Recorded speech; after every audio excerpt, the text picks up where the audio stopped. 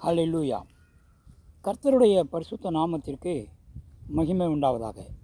பரலோக பொக்கிஷம் இந்த நாளிலும் தியானிக்கக்கூடிய வேத வசனம் மார்க் புஸ்தகத்தினுடைய 14ஆம் அதிகாரத்திலே 38வது வசனம். நீங்கள் சோதனைக்கு உட்படாதபடிக்கு விழித்திருந்து ஜெபம் பண்ணுங்கள். ஆவி உற்சாகம் உள்ளதுதான், மாம்சமோ பலவீனம் உள்ளது.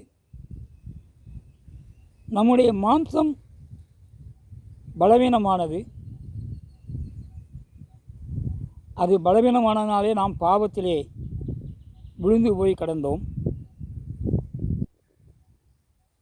பாவத்துக்கு உட்பட்டதினாலே மாம்சத்துக்குரியவர்களானோம். இதனால் சோதனைக்கு இணங்கக்கூடிய தன்மை நமக்கு உருவாயிற்று. மாம்சத்துக்கு இணங்கி நடப்பவர்கள் இறுதியிலே மரணமடைவார்கள். ஆகவே இன்றைக்கு நாம் பாவம் செய்வது உண்மை. ஆனால் நான் செய்கிற அந்த பாவத்துக்கு நான் பொறுப்பாளி அல்ல என்று சொல்வதுதான் பெரிய பாவம். எனக்குள் இருக்கிற பாவமே பொறுப்பு என்று பாவத்தின் மீது பழியை போடுவது அதைவிட மிகப்பெரிய பாவம். என்னை நேசிக்கின்ற சாத்தான் தான் பொறுப்பு என்று சொல்வது நாம் விழுந்து போயிருப்பதற்கு, நாம் விழிக்காமல் தூங்கிக் கொண்டிருப்பதற்கு சமமானது. ஆகவே இப்படியெல்லாம் சொல்லி நமக்கு உள்ள பொறுப்பை தட்டி கழிப்பதுதான் மாம்சத்துக்குரியவர்கள், பலவீனமுள்ளவர்கள், மாம்சமானவர்கள். ஆகவே இன்றைக்கு நாம் பவுலடியார் சொல்வது போல அவர் எப்படி பாவத்தை போக்குவதற்கு கிறிஸ்துவிடத்திலே விசுவாசத்தோடு பற்றினாலோ, அப்படி அவர் விசுவாசத்தோடு கிறிஸ்துவை பற்றி கொண்டதினாலே மாம்சத்திலே பிழைத்து கொண்டேன் என்று சொல்கிறாரோ, அதே போல இன்றைக்கு நாம் அவரை போல ஆவி உற்சாகமானதான். ஆகவே அந்த ஆவியை நாம் பெற்றுக்கொள்வது எப்படி என்றால், பவுலடியார் தேவனை விசுவாசித்தது போல நாம் விசுவாசிக்க வேண்டும். அவர் தேவனுக்கு ஊழியம் செய்தது போல நாமும் ஊழியம் செய்ய வேண்டும். மேலும் வேத தியானம் வேணும். கர்த்தரோடு நாம் நெருங்கி வாழக்கூடிய ஜெப ஐக்கியம் வேண்டும். இவைகளெல்லாம் நம்மை ஆவிக்கு ஏற்றபடி நடக்க உதவி செய்கிறது என்பதை கலாத்தியர் புஸ்தகத்திலே 5ஆம் அதிகாரத்திலே 17ஆம் வசனம் இவ்வாறாக சொல்கிறது. மாம்சம் ஆவிக்கு விரோதமாகவும் ஆவி மாம்சத்துக்கு விரோதமாகவும் இச்சிக்கிறது. நீங்கள் செய்ய வேண்டும் என்று இருக்கிறவைகளை செய்யாதபடிக்கு இவைகள் ஒன்றுக்கொன்று விரோதமாக இருக்கிறது. ஆகவே இன்றைக்கு நாம் பவுலடியார் ஒப்பு கொடுத்தது போல நம்மை தேவ சமூகத்திலே ஒப்பு கொடுக்க வேண்டும். ஆவி உற்சாகமானது, மாம்சம் பலவீனமானது. தவித்து நிற்கும் மனுக்குலத்திற்கு பாவம், மரணம் என்கிற சட்டங்களிலிருந்து நம்மை பாதுகாப்பதற்காக கிறிஸ்து தன்னுடைய ஜீவனையை நமக்காக கல்வாரி சிலுவையிலே மரித்து, இன்றைக்கு அந்த பரிசுத்த ஆவி நமக்கு உதவி செய்து பாவத்தினும் மரணத்திலிருந்து நம்மை விடுதலை கொடுக்க ஏதுவாக இருக்கிறது. ஆகவே இன்றைக்கு பவுலடியாரை போல விசுவாசித்து ஊழியம் செய்து வேத தியானத்திலிருந்து ஜெப ஐக்கியத்திலே இருந்து நாம் ஆவியை பெற்றுக்கொள்ள வேண்டும், விடுதலையை பெற்றுக்கொள்ள வேண்டும்.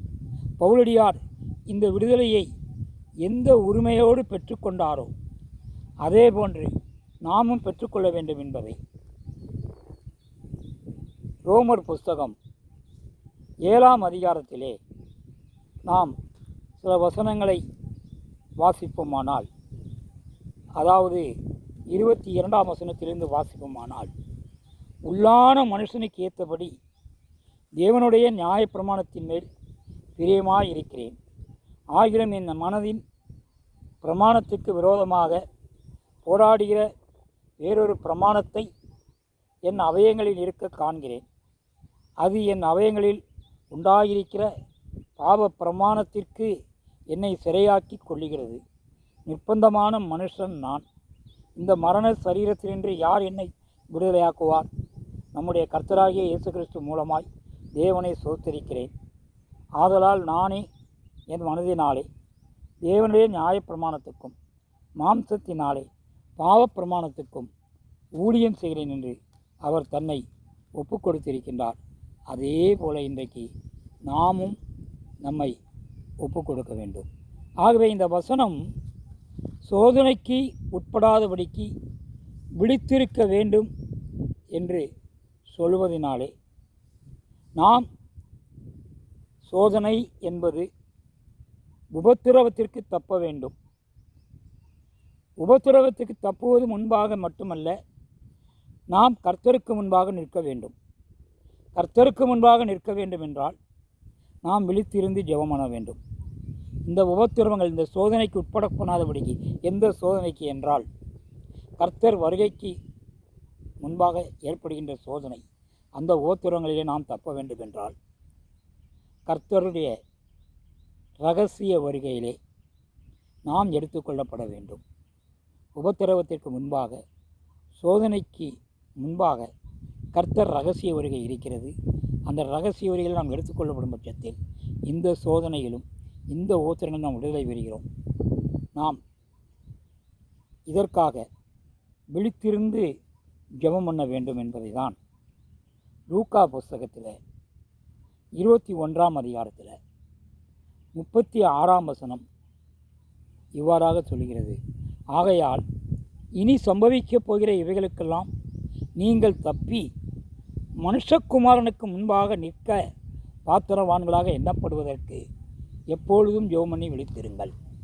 ஆகவே இன்றைக்கு நாம் ஆவி பெற்றுக்கொள்ள வேண்டுமென்றால் தேவனுடைய சமூகத்திலே அவரை விசுவாசிக்க வேண்டும்,